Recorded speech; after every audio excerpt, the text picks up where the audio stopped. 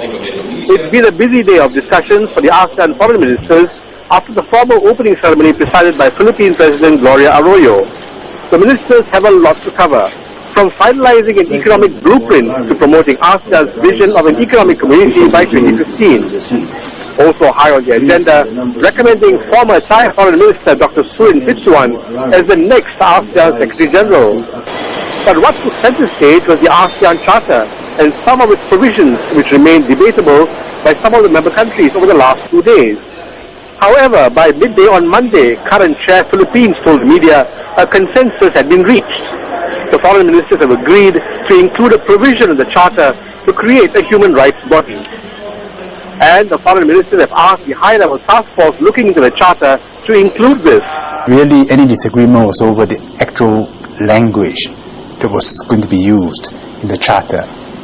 In the end, we decided that it's not really the establishment of a human rights body that should be the issue. It is what that body ought to be and what it's going to do.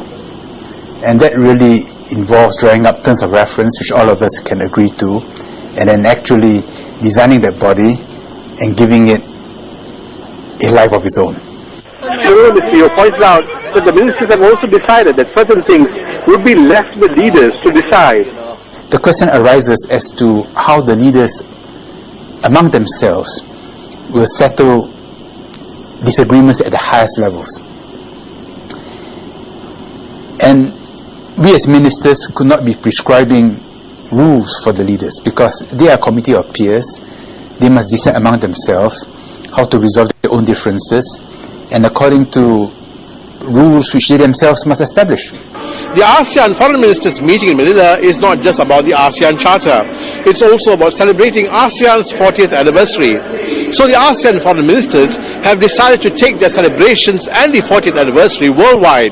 They will be putting up a presentation at the World Economic Forum in Davos in January next year.